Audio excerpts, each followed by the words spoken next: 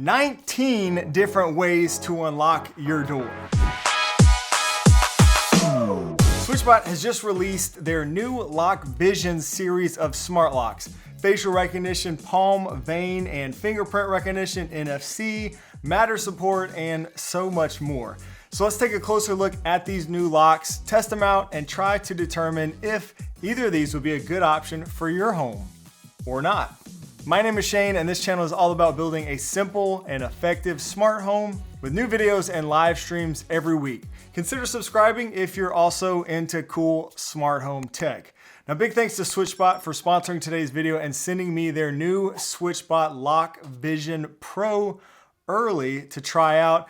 Now, this is the higher end model of these two new smart locks. You have the Lock Vision and the Lock Vision Pro now available. These are SwitchBot's first full lock replacement smart locks, which is exciting to see. SwitchBot has made retrofit smart locks for quite a while, like their latest Lock Ultra. And with those, you just replace the inside part of your lock, and then you can connect one of their keypads for control on the outside of your door. These new Vision locks are full replacements, meaning everything is built into the lock, and you don't need a separate keypad or anything like that. Now, they did send me the Lock Vision Pro, so I don't have the base Lock Vision to try out, but they are pretty much identical, except the Lock Vision, the base model, does not have a fingerprint reader or palm vein unlocking like the Lock Vision Pro. These are also SwitchBot's first smart locks that support Matter over Wi-Fi, which means you can connect them directly to your smart home ecosystems without needing any other hubs, like any of the SwitchBot hubs. We'll get back to that in a minute.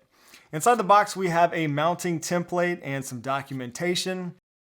Here's the front of the lock. It's made out of a pretty solid plastic, not metal. USB-C port and speaker are on the bottom. Here's the back of the lock, also plastic. Open this up to reveal the battery compartment, which we'll come back to in just a minute. We have our rechargeable battery, USB-C to A cable, door sensor, installation screws, physical keys, our deadbolt, and the strike plate kit. And that there is everything in the box. Installation is similar to most smart locks if you've ever done anything like this before. You install the deadbolt first, make sure it is the right side up. Install the strike plate on the door frame if you feel like you need to. You may be able to just keep using the one that you already have on your door frame. As long as your door can open and close and the deadbolt can freely slide in and out of the door frame into that strike plate, you should be good to go. And just a little side note, using long screws for your strike plate there in the door frame is one of the best things you can do for a little added security to prevent someone breaching your door. Now we'll attach the front of the lock. You slide the tail piece through the deadbolt and the wires underneath. Then attach the mounting plate to the front of the lock with the long screws. Attach the wire to the back of the lock and screw it into the mounting plate with the 4 little screws. Pop in your rechargeable battery and remove the plastic tab from the backup battery. Then you'll just stick the little door sensor in the right place on your door frame, and that's it. Installation is complete, pretty straightforward. To set up the lock, open up the SwitchBot app, tap Add New Device, and go through the prompts to add it to your Wi-Fi network. There's a quick calibration process for the lock and for the door sensor, and then you're all done. From there, you need to first add a numerical PIN code. Then you can add faces, palms, fingerprints, NFC cards. You get the idea. To add the lock to your smart home ecosystem via Matter, go to the lock settings and tap Matter Setup, tap Connect Device, and it will put the lock into pairing mode. And you can then copy the Matter code. We'll go over to Apple Home, tap Add New Accessory, paste in our Matter code. You'll choose which room you want to put it in, and we're all done there. I can now use the lock in Apple Home. Now again, there are tons of ways that you can unlock your door with something like this. Let's start with that facial recognition. This is using over 20,000 infrared points to generate millimeter level 3D facial maps, delivering extremely low false recognition rates of less than 0.0001%. according to SwitchBot. In other words, a photo should not be able to fool this thing. The advanced 3D structured light facial recognition is similar to what your iPhone uses for face unlocking. It's supposed to work even with glasses, wigs, and different makeup, and be able to unlock within 1 second, they say. We're gonna put that to the test. The face unlocking works pretty good here. I have the sensitivity set on high, and you can see it typically unlocks the door within around 2 seconds of detecting motion when I walk up to the door lock. That's pretty good. Not quite 1 second like they mentioned, but 2 seconds about is pretty good. I noticed when the sensitivity was not on high, when I had it set to like medium or low, it did take a little longer, but if you put the sensitivity to high, I was getting around 2 seconds to unlock the door with my face. I did also try approaching from the side, which seemed to do just about as good. I was a little worried about that, but it seemed to do pretty good. It's supposed to work with glasses, so I did try it with sunglasses, and most of the time it did still work, but I noticed it took a little bit longer to unlock when wearing sunglasses, and there were a few times that it struggled and didn't unlock on the first try, again when wearing sunglasses. And since I know I'll see it in the comments, we're gonna try with just a photo. I have a picture of me here on my iPad, and we're gonna see if this works.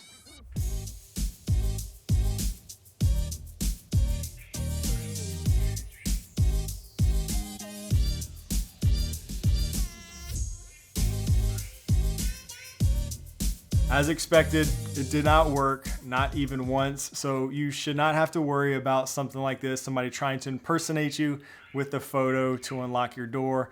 That's not gonna work. And it does also work with hats and wigs. You can see it did work with my hat in different ways. Now, unfortunately, I don't own any wigs to test out. No wigs! Saying Whatley is an amateur! Now there's one thing to point out regarding that facial recognition. It does seem to struggle in bright, direct sunlight. I tested it outside with no shade or coverage, and it did have a problem with this. Now most doors will probably be under a porch or something like that, so it's probably not an issue for most people. But if you do get direct sunlight at your front door, this is something you'll probably want to consider. Now on the flip side, it does do very well in the dark. I tested it in my garage with virtually zero light. I couldn't see anything in here when I was testing this out, and it did still work very well even with zero light, so that's nice. Now, as the name implies, both the Lock Vision and the Lock Vision Pro support this facial recognition unlocking. The Lock Vision Pro, however, which we have here, is also equipped with that palm vein unlocking as well as a fingerprint reader. The palm vein recognition also worked really well. It seemed to be just about as fast as the facial recognition, maybe even a little bit faster. This also worked well in the dark and is supposed to work even with dirty or wet hands. Now, fingerprints work really well and honestly might be the absolute fastest way to unlock the door. If you have dirty or wet hands though, you may have issues with the fingerprint reader, which is pretty common with fingerprint readers. Both locks also support passwords, auto unlock using your phone's geofencing, NFC cards, app control, traditional keys, or you can control it in your smart home scenes or automations. Now, the NFC cards are actually pretty cool, especially if you like to use any of the other SwitchBot accessories, like I actually do. I keep a SwitchBot wallet finder card in my wallet at all times. It supports Apple's Find My to help make sure I don't lose my wallet. And I've been using one of these for probably a couple of years. I can use this as a key to unlock the door, which is pretty cool. You can also use the SwitchBot safety alarm, which is a pretty cool little device too. I put one of these on both my wife's and my daughter's key rings. It has a safety alarm built in, supports Apple Find My, and can also act as an NFC key for these new locks. So that's pretty nice. And one of my favorite things about these smart locks is the power management system. It has a 10,000 milliamp rechargeable battery that they claim should get up to 12 months of battery life on a single charge. Of course, I can't confirm that just yet. Time will tell, but what I really like is that it's also equipped with the CR123A backup battery that is said to last up to 5 years. The backup battery is just for times of emergency and will only ever be used in the event that the main rechargeable battery dies. The lock is also equipped with a millimeter wave radar presence sensor that it uses to detect when someone is approaching the lock. This way the lock is not constantly scanning for faces or palms and will only start functioning when it detects someone is close by, allowing that battery to last longer. And in the extremely rare event that both batteries are dead, There is also a USB-C port on the front of the lock that you can plug a power bank into for emergency power, or you can always just use a traditional key when all else fails. So it would be really, really hard to get locked out of your house accidentally with one of these locks. Now they both are IP65 water and dust protected. They support AES 128 encryption for data transmission. Both fingerprints and facial maps are stored locally on the device. The SwitchBot app is where you'll configure your passcodes, your faces, palms, fingerprints, and all that stuff. You can set up temporary or permanent access for all of these, which is nice. You can adjust the volume and a bunch of other settings like the recognition, trigger timing, sensitivity like we mentioned earlier, and just a whole lot more. There's a door left open or unlocked alarm, auto lock, relock, and auto unlock. Just a bunch of settings that you can use to configure the lock to best suit your needs. And thanks to Matter over Wi-Fi support, you can add the lock to just about any smart home ecosystem like we did already with Apple Home. In Apple Home, you can see the battery level, charging status, and adjust the auto lock time. In Home Assistant, you have a bit more. You can of course control the lock. We also get a separate sensor for the door open state, which is pretty nice. You can adjust the auto relock time here. We also see 2 batteries listed, but this doesn't seem to be reading right. I assume one is the main rechargeable battery and the other would be that backup battery. But at the time of this recording, it seems that both are displaying the percentage of the main battery, so maybe that'll get fixed in a firmware update. You can purchase the base model, the Lock Vision, right now for $169.99 US, and the Lock Vision Pro for $229.99 US. They do also sell them in bundles with the SwitchBot video doorbell. These would pair and work really well with their video doorbells if you want to go that route or already have one of those. Overall, I think these are great smart locks, but as with most things, there are some pros and cons, so let's discuss. Now, personally, I probably wouldn't pay $170 for a smart lock that doesn't have a fingerprint reader on it, like that base model, the Lock Vision. Of course, it does have that awesome facial recognition, but there is no fingerprint reader. If you're okay with that and you just really like the facial recognition feature, then it is a good option. Personally, I really do like to have a fingerprint reader on my smart lock, even if it's just for a backup, and I do primarily want to use facial recognition most of the time. Like for example, if for some reason maybe it's really bright outside or whatever and the lock doesn't get a good face scan, it is really nice to have that fingerprint option just as a quick backup. You do still have the keypad, of course, and other ways to unlock the door. To me, they just aren't as fast as a fingerprint. And I don't know, I just would expect to have a fingerprint reader on it for that price. But again, you do have facial recognition, which is really cool. Now regarding the Lock Vision Pro, you have many options, probably more than you need. I imagine unless you've used a bunch of smart locks with all these features, you probably don't know yet what you would like best in terms of using like the facial recognition, palm vein recognition, fingerprints, etc. So with something like this, it is nice that you get all of these things and you can just kind of try them all out and end up using whichever methods you like best. And maybe other people in your family might like other things. You know, your wife might like the fingerprint, you might prefer facial recognition, palm vein reading, all that. You've got options and everybody can use kind of whatever they like best. Now I do tend to move pretty quick, and I do find that both with the facial recognition and the palm vein recognition, you do have to pause for just a quick moment before the door unlocks. Even though maybe it's just a couple seconds, there is that brief little pause you have to do when you come up to your door to get a good scan before you can walk in. And that's probably also why I do like having a fingerprint reader as a backup.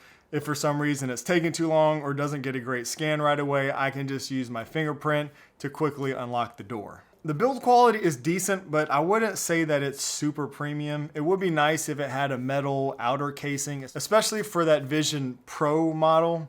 I have seen some smart locks that can detect the door open or closed pretty well using a built-in gyroscope. And this one does require that extra little sensor that you have to put on the door frame, which isn't really the best looking thing. Maybe not a huge deal, but worth noting for those who may think it's a bit of an eyesore. The lock does support Matter, of course, which is fantastic, but it does not support Apple Home Key or ultra wideband unlocking. Now, Home Key is the feature that just lets you tap your phone or your Apple Watch to unlock the door. So if that's a must-have feature, then you will want to look elsewhere.